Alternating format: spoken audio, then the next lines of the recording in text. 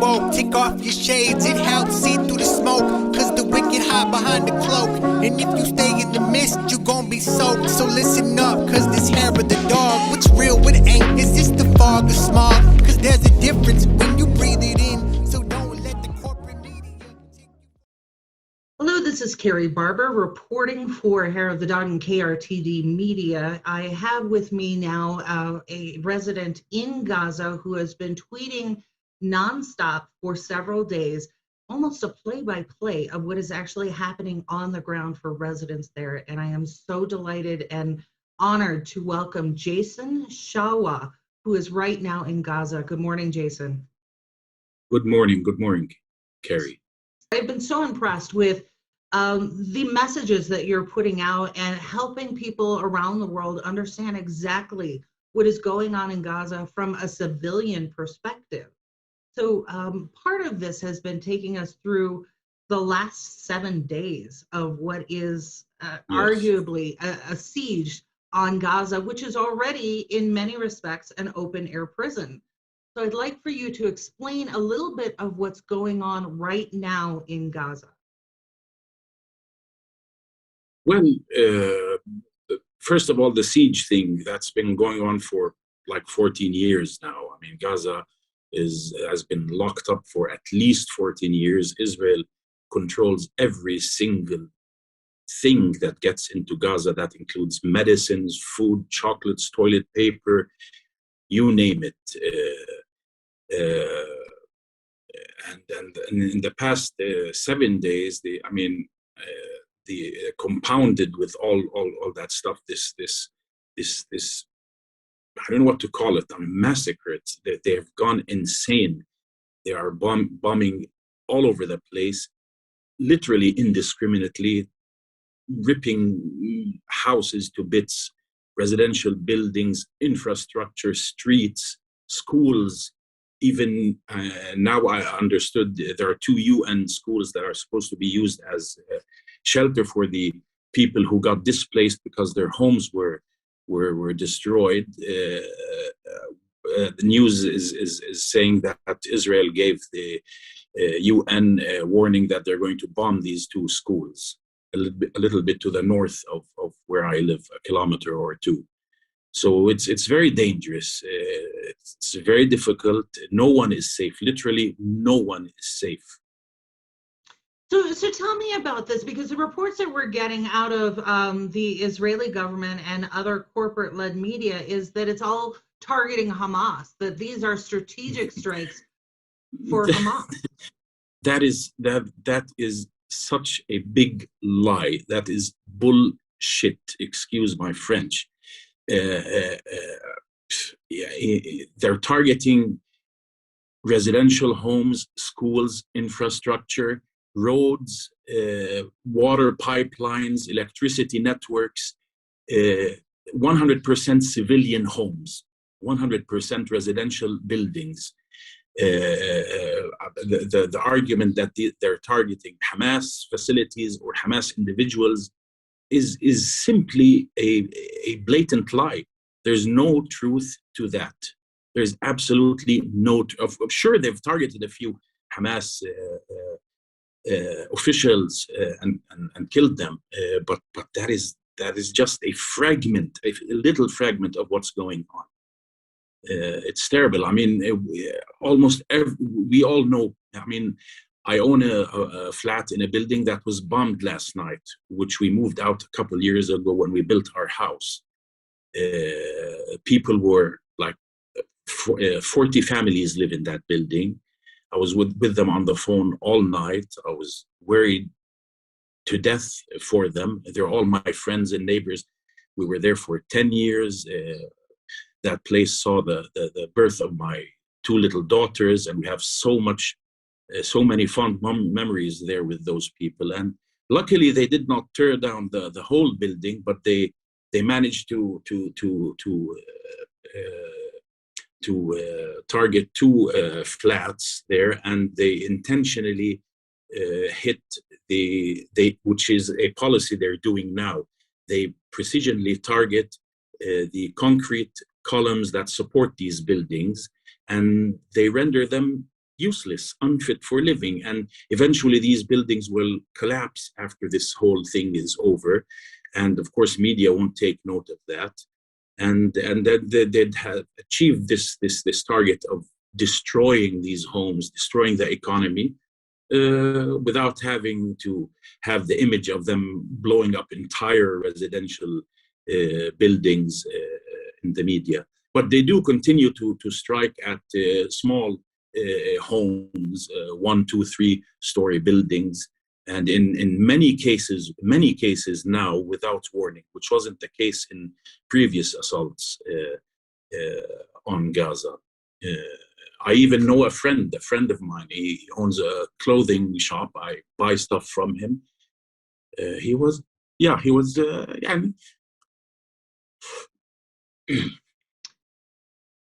the only one. I mean, there were like, I don't know, 5 families in that building, and they were sleeping. They were sleeping. So you had mentioned the absolute control that the Israeli government has over what comes in and goes out of Gaza. Yeah. And then in context of past events where they have destroyed infrastructure and apartment buildings, how easy is it for the people in Gaza to rebuild the infrastructure? Oh,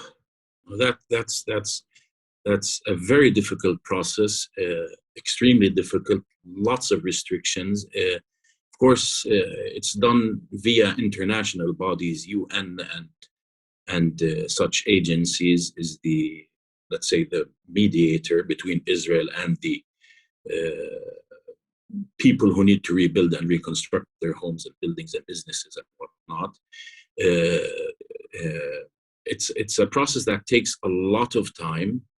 Israel imposes very difficult restrictions. I mean, like they want the UN to verify that the 2 tons of cement allocated for Jason have been received by Jason. And these and lots of other conditions that I can't think of right now that make it very difficult for people to rebuild. Eventually they do, but it takes years. I mean, there are lots of homes and residential buildings that have not yet been rebuilt since the last attack on Gaza in 2014. What I find mind-boggling is that all these billions of dollars that are poured into reconstruction after such attacks are paid for by the same countries who buy and support Israel financially, diplomatically, politically. And I don't understand, why do they want to pay so much money and endure such costs? I just don't get it. I mean, I don't get it. And they're Just this morning, you had sent out a tweet about the issue with power and electricity. Now, it's summer in Gaza, as it is in most of the Northern Hemisphere. So we're not just talking about the effects of the heat and the conditions, but you're still ravaged by COVID. And now you have health facilities, hospitals, all of these other facilities who are compromised because of the power issue. Can you talk about that a little? Yes, well, Gaza has one power plant that at its best and maximum efficiency in the good old days would supply something like, I think 60% or so of the needs of power for Gaza. And the rest is supplied by Egypt and by Israeli power lines feeding into Gaza, of course, paid for by the Palestinians. Contrary to what Israel keeps saying, that they give us electricity. That's such a lie. Anyway, so now this power plant, it's been bombed several times throughout the years, and each time it gets bombed, it takes so much money, so much coordination effort with Israelis to get in the needed parts to repair.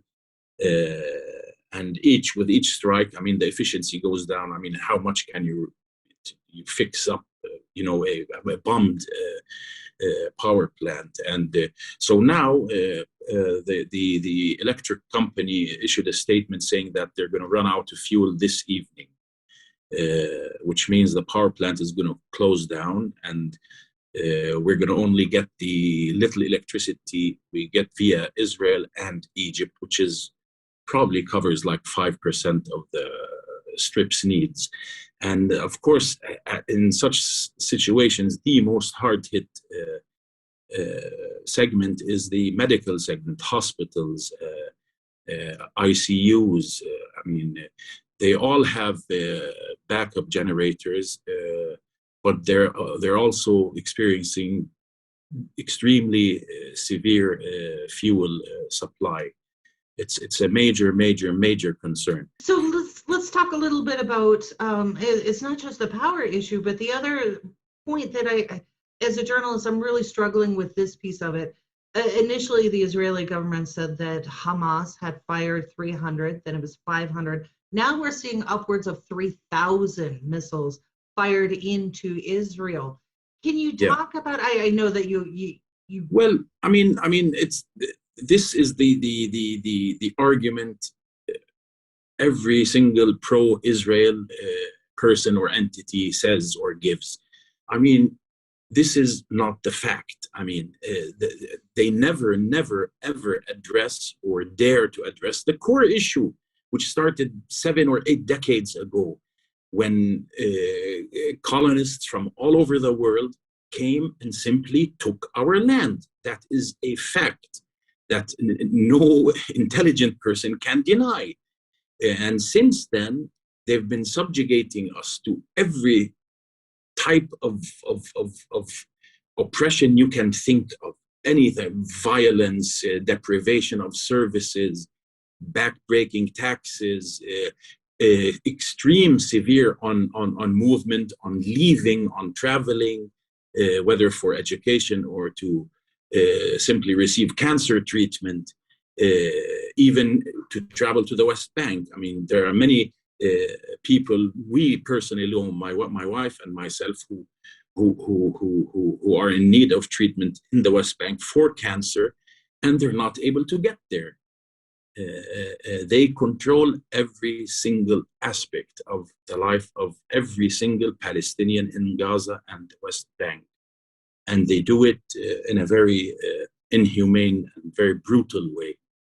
So Human Rights Watch and other international organizations have actually used the word apartheid to describe what is happening. Do you agree with that? No, actually, I don't agree with that, although I've used that hashtag a few times. Of course, there is apartheid. I think that applies more to Palestinian citizens living within the boundaries of what is now called Israel. They're probably most hard hit with the apartheid system. What happens with us is something else. It's beyond apartheid. I mean, apartheid, they oppress other people, and us, they don't consider us people. They don't consider us human beings. We're totally expendable to them. They just treat us even worse than animals. It's really hard to explain. So no, it's not apartheid. It's plain and simple murder. It's occupation, and it's just a brutal military occupation. So can you tell me a little bit about the people, your neighbors in Gaza? From Western reports, you would think that it's all Palestinians are Muslims and terrorists. So tell me a little bit about your family, your neighbors. What do you know of the people of Gaza? Gaza is the Gaza Strip is 365 square kilometers. It's a very small space with over 2 million people cramped up in it. It's supposed to be one of the most crowded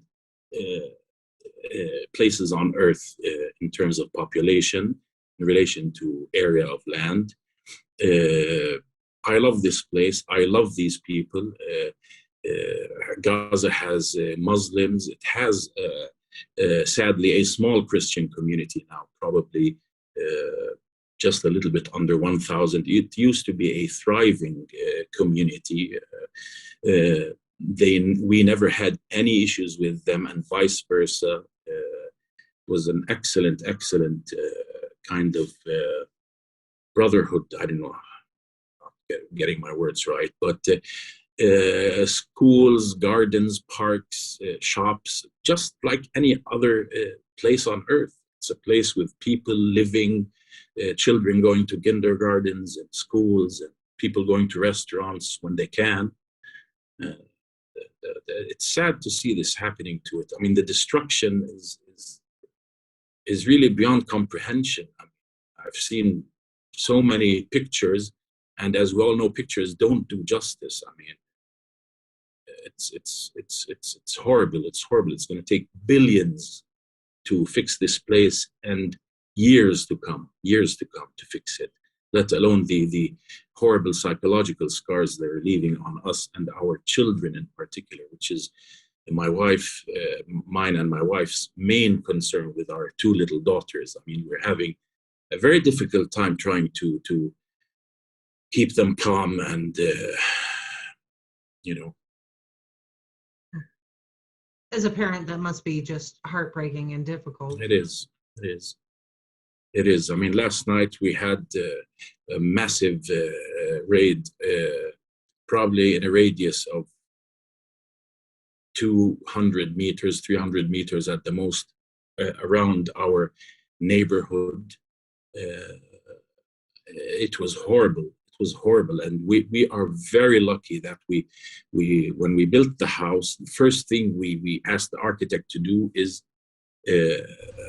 put in a basement, just for these circumstances. And last night we decided to finally utilize it for the first time, and it's pretty safe if there's no direct hit on the place.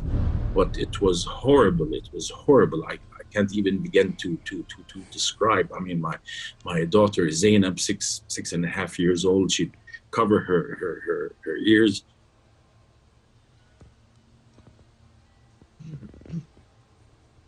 And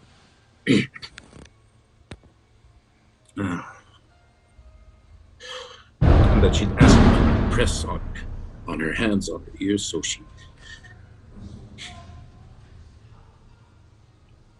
I understand. So she doesn't hear the bombing and stuff. It's difficult. I mean, the younger one is a little bit more manageable. I mean, she's 4. She doesn't quite know what's going on. She just cries when her older sister cries or shouts. Yeah, but she is going to get her share eventually. I mean, we've gotten used to this happening every 2 to 4 years or so. It's horrible. So global leaders right now are having a debate or pushing back. The Biden administration has reiterated the rhetoric that Israel has a right to defend itself, not necessarily speaking towards Palestinians. We've seen this from the Dutch government, the UK, France. They are all seem to be waiting, and one of the days that they had mentioned is they're waiting until Tuesday. So if you had the opportunity to speak to these legislators, these representatives on the global front, what would you say to them? I honestly don't know. I mean, one shouldn't have to tell them anything if they're human beings, if they watch the news, if they see what's going on, if they know the history of our oppression. I honestly don't know what to tell them. I mean, I don't know. I don't think anything you tell them can change the way they think, or their blind, unwavering support for Israeli terrorism. I just don't know. I honestly don't know. I'm sorry, I can't think of anything. That's perfectly all right. So I very much appreciate you taking the time out of your day with everything that's going on. Thank you. Just share your story with the rest of the world. Thank you very much, Carrie. Yeah, our hearts are with you, and I think this is an issue that it's a human issue. It's not about borders. It is. It's purely a human issue. I mean, again, I will say this again. I mean, the vast majority of casualties, human casualties, buildings, businesses, economic establishments, whatever you want to call it, there, without exaggeration, 99% civilian. They have nothing to do with Hamas or rockets. I mean, they bombed an ice cream factory this morning. Why would you do that? I mean, an ice cream factory, a mattress factory. They just enjoyed. I can't help but feel they get some kind of sadistic pleasure. I mean, just an example. I mean, when this whole siege thing, blockade thing on Gaza started. Okay, you want to control the substances going into Gaza that might enter into the making of bombs. Why would you ban toilet paper? I mean, they just do stuff like that. And then they'd lift the toilet paper off the what they call a dual use list, which is a list they put items on that they say can be used to manufacture rockets. So they'd like take off the toilet paper from this list and then add,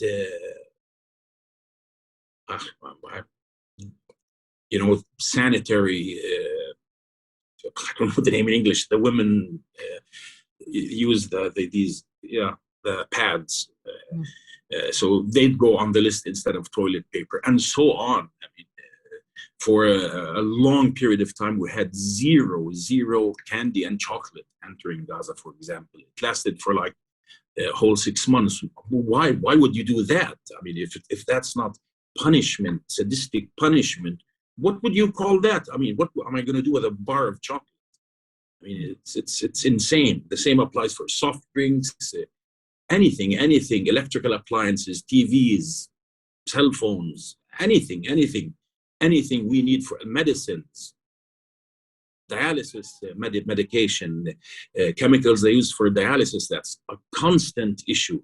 All of a sudden, they ban the entry of these chemicals, and people start dying and suffering. It's just beyond me why and how they do that, and how the international community and international world leaders just sit back and watch.